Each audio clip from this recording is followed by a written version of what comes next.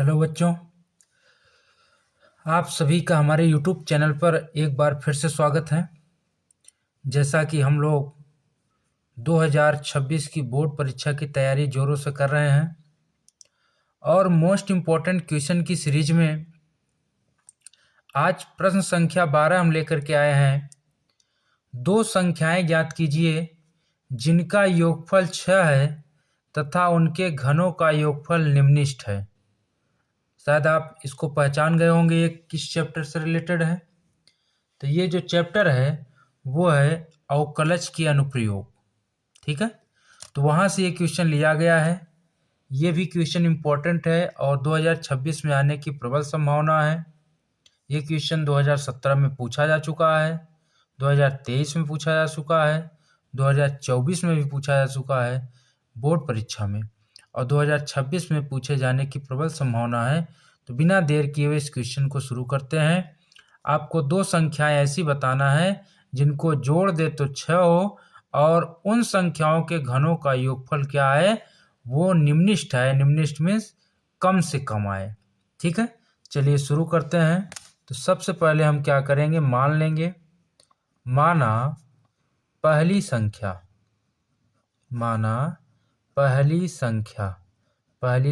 क्या मान लिया जाए, x।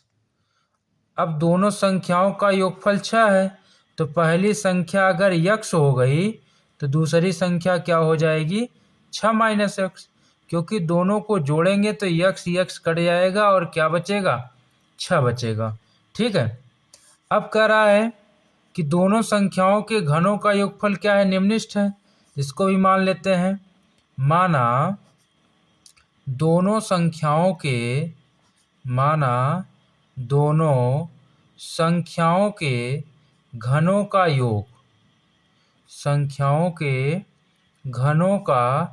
योग s है। घनों का योग कितना है, s है। ठीक है, तो यस इक्वल टू क्या हो जाएगा, इसका क्यूब प्लस इसका क्यूब, तो ये हो जाएगा x cube plus 6 minus x का होल क्यूब। अब क्या करेंगे, अब दोनों पक्षों का x के सापेक्ष अवकलन करने पर, क्या करेंगे, अवकलन करने पर। चलिए अवकलन किया जाए। तो अवकलन करेंगे ds बाई dx हो जाएगा, x क्यूब का अवकलन 3x स्क्वायर हो जाएगा, और इसका 6 माइनस एक्स का क्यूब, 3 पहले चला आएगा और 6 माइनस एक्स में पावर 1 कम हो जाएगी, 2 बचेगा। इसका पुनः अवकलन करेंगे तो 6 का अवकलन 0 और x का अवकलन -1 हो जाएगा। ठीक है, अब इसको जरा और सॉल्व कर लिया जाए। ds by d x equal to 3x square plus minus का -3 6 माइनस एक्स का होल स्क्वायर। अब इसका एक बार पुनः अवकलन कर दिया जाए चेक करने के लिए। दोबारा अवकलन d2s बाई dx2, क्योंकि निम्नलिखित या उच्चिष्ट चेक करने के लिए हम क्या करते हैं, d2y बाई dx2 निकालते हैं। ठीक है, उसी में चेक करते हैं। अब अवकलन करेंगे, 3 दूना कितना हो जाएगा, 3 दूना हो जाएगा 6x, और ये -3 रहेगा, 2 पहले चला आएगा 6 माइनस एक्स, और एक बार हम फिर से इसका करेंगे तो क्या आएगा, -1 आ जाएगा। अब d2s बाई dx2, अब देखिए क्या आएगा, 6x माइनस माइनस प्लस हो जाएगा, 3 दूनी 6 हो जाएगा, 6 माइनस x हो जाएगा। और हल करेंगे अगले स्टेप में, d2s बाई dx2 आ जाएगा 6x प्लस 6 छंग 36 आ गया, 6 का नम 6x हो गया, इससे ये कट गया, यानी कि d2s बाई dx2 ये कितना आया, 36। अब आपको यहाँ से क्लियर है कि 36 जो है ये क्या है, धनात्मक राशि है। 36 क्या है, धनात्मक राशि। धनात्मक राशि का मतलब होता है कि इस फलन का मान जो होगा वो निम्निष्ठ होगा। तो अब निम्निष्ठ या उच्चिष्ठ मान के लिए हम क्या करते हैं, ये जो वैल्यू आई है इसको हम 0 के इक्वल करके x की वैल्यू निकालते हैं। तो चलिए लिखेंगे यस के उच्चिष्ठ या निम्निष्ठ मानों के लिए क्या करेंगे, ds/dx को हम किसके बराबर करेंगे, 0 के बराबर करेंगे। ठीक है, इसकी वैल्यू क्या है, यहाँ से देखा जाए तो इसकी वैल्यू है 3x², है ना। 3x² -3 6 - x का होल स्क्वायर इक्वल टू 0। अब ये 3x² रहेगा ही, या तो 3 कॉमन कर लिया जाए तो क्या बचेगा, यहाँ से x² -6 - x का होल स्क्वायर इक्वल टू 0।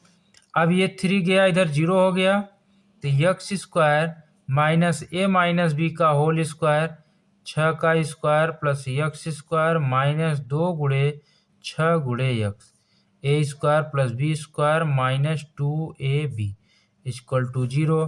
तो x² -6 छंग 36 हो जाएगा। ठीक है, इसके बाद -x² माइनस प्लस क्या हो जाएगा, 6 दूनी 12 x इक्वल टू 0। इससे ये कट गया और हल करेंगे तो 12x इक्वल टू 36 आएगा। x इक्वल टू 36/12 आया, तो काट देंगे तो कितना आया, x का मान जो आया वो आया 3। अब x का मान 3 आ गया, आप पहले ही क्लियर कर चुके हो कि ये धनात्मक राशि मिल गई है।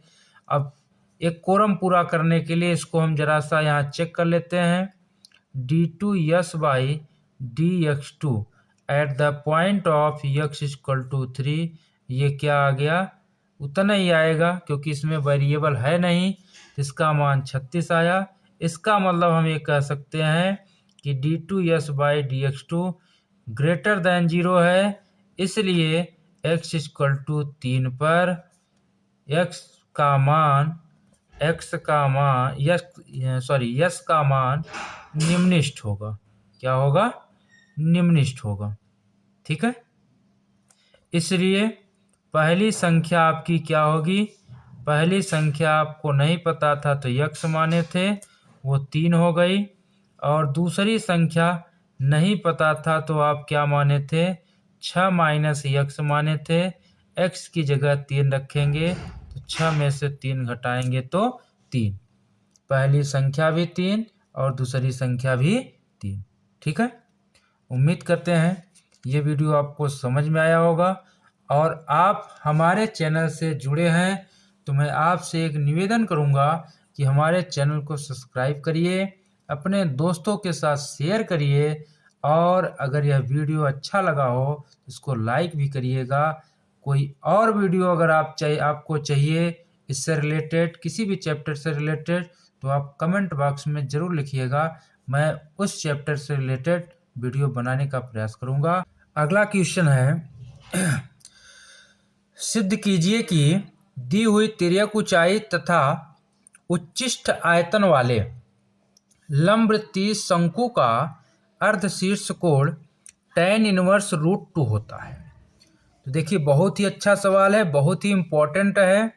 ये बोर्ड परीक्षा में 2017, 2020, 2022, 2024, 2025 यानी कि विगत कई सालों से लगातार ये 8 नंबर का ये क्वेश्चन आपसे पूछा जा रहा है। इस बार भी पूछे जाने की संभावना है। इसको हम लोग आइए सरल शब्दों में प्रूव करते हैं कि अर्धशीर्ष कोण tan इनवर्स √2 कैसे होता है। देखिए ये एक शंकु हो गया, ये एक शंकु है। ठीक है, अब इस शंकु को ये तिर्यक ऊंचाई दी गई है, मान लीजिए तिर्यक ऊंचाई L है, और आपसे कह रहा है अर्धशीर्ष कोण, ये अर्धशीर्ष कोण आपसे सिद्ध करने के लिए कह रहा है। मान लेते हैं थीटा है, यही आपको सिद्ध करना है कि tan इनवर्स √2 होता है। ठीक है, इसकी ऊंचाई हम मान लेते हैं h है और त्रिज्या मान लेते हैं क्या है, r है। तो चलिए माना शंकु की तिर्यक ऊंचाई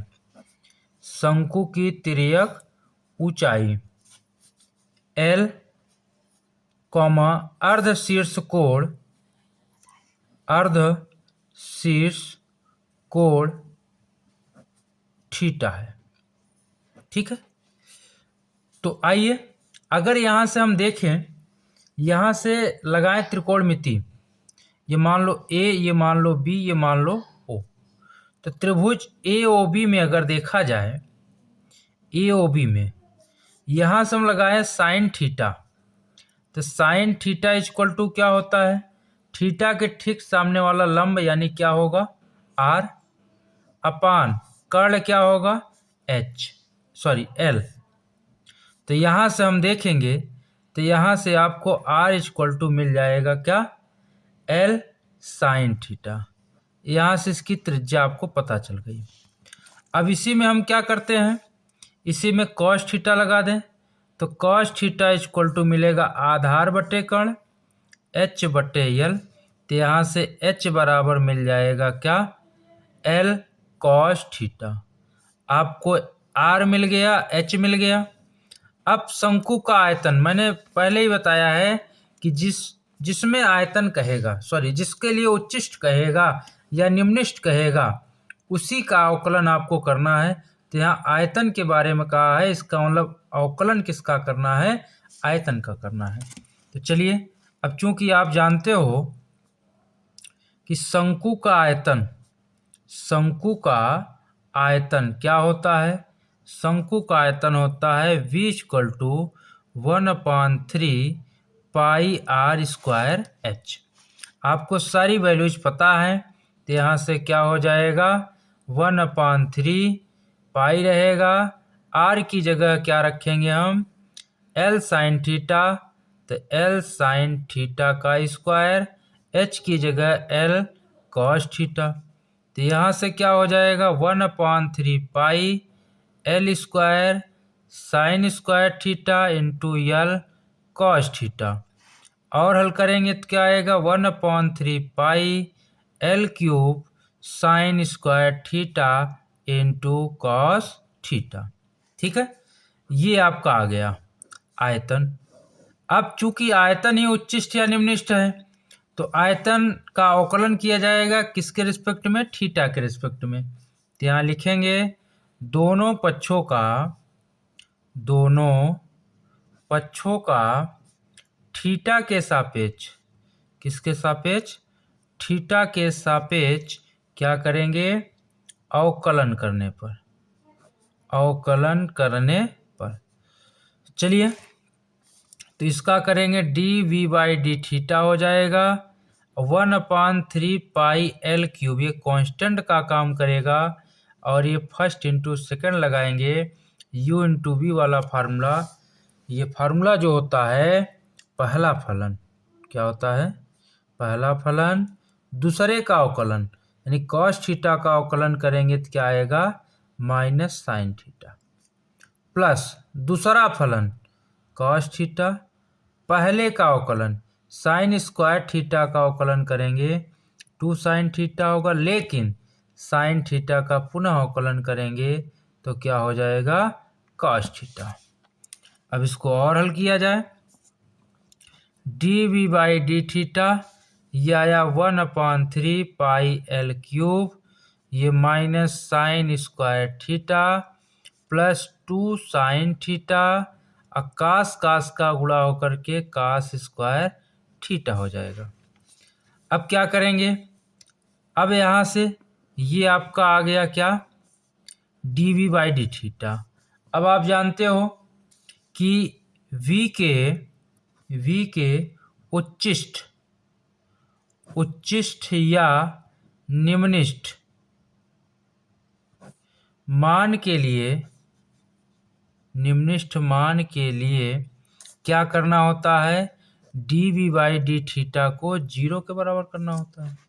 तो चलिए बराबर करते हैं, ये वैल्यू है 1/3 पाई एल क्यूब, यहाँ से क्या आया minus sine square theta plus 2 sine theta into cos square theta equal to क्या होगा 0। अब ये कांस्टेंट वाली पूरी वैल्यू उधर जाएगी, 0 हो जाएगी, तो क्या बचेगा, यही बगल में कर दिया जाए तो क्या बचेगा, ध्यान दीजिएगा, ये बचेगा यहाँ से minus sine square theta plus 2 sine theta into cos square theta equal to 0।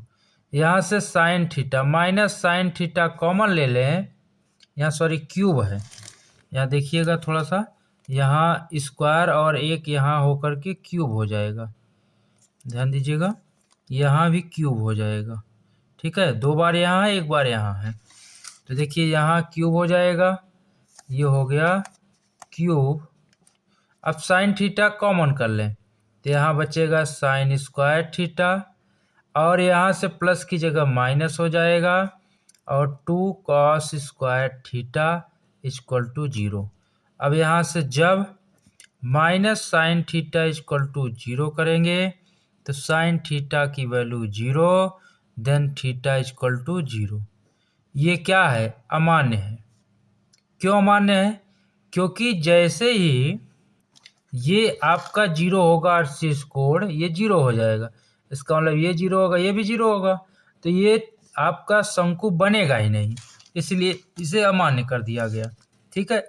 अब अगला वाला, जब sine square theta minus 2 cos square theta equal to 0, then sine square theta equal to 2 cos square theta, इसको इधर लाएंगे तो sine square theta upon cos square theta equal to 2, sine upon cos होता है tan square theta equal to 2, tan theta equal to √2 या theta equal to निकालेंगे tan inverse √2। यही आपका आरसीएस कोड होगा।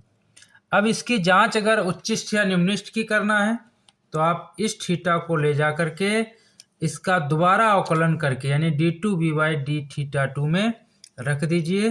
तो आपसे यहाँ पहले ही बोल दिया है कि इसका आयतन उच्चिष्ट होगा। उच्चिष्ट होने का मतलब है कि d2b/d(θ2) आपका क्या होगा, वो निगेटिव होगा, वो इस थीटा की वैल्यू पर वो निगेटिव आएगा, इसलिए उच्चिष्ट होगा। हालांकि प्रश्न में जब बोल के रखा है कि उच्चिष्ट आयतन है तो आपको चेक करने की जरूरत नहीं है, सीधा आपको यही प्रूव करना है कि theta equal to tan inverse √2, यानी इसका जो अर्धशीर्ष कोण होता है ये टेन इनवर्स √2 होता है, ठीक है। तो उम्मीद करते हैं ये क्वेश्चन आपको समझ में आ गया होगा। और बच्चों, ये जो मोस्ट इम्पॉर्टेंट क्वेश्चन की जो सीरीज चल रही है, इसकी मैंने एक प्लेलिस्ट बनाई है, मोस्ट इम्पॉर्टेंट क्वेश्चन 2026, ठीक है। तो इस प्लेलिस्ट में सारे वीडियो आपके एकत्रित हैं, आपको कहीं ढूंढने की ज़रूरत नहीं है, सीधा हमारे चैनल के प्लेलिस्ट में जाइए और वहाँ पर देखिए सारे वीडियो एक जगह मिलेंगे। आप 1 बाय 1 करके सारे इम्पोर्टेंट क्वेश्चन आप आसानी से पढ़ सकते हो, ठीक है। और अगर ये वीडियो आपको अच्छा लग रहा हो तो आप क्या करिए, अपने मित्रों के साथ इसको शेयर करिए और लाइक करिए। जो भी कमियां हो या जो आपको अभी तैयारी करने में समस्या आ रही हो, उसके बारे में जो भी क्वेश्चन आपको पूछना हो वो आप कमेंट के माध्यम से हमसे पूछ सकते हैं। प्रयास करेंगे हम सबका रिप्लाई देने का। मिलते हैं फिर नेक्स्ट वीडियो में, तब तक के लिए सभी को बहुत बहुत धन्यवाद।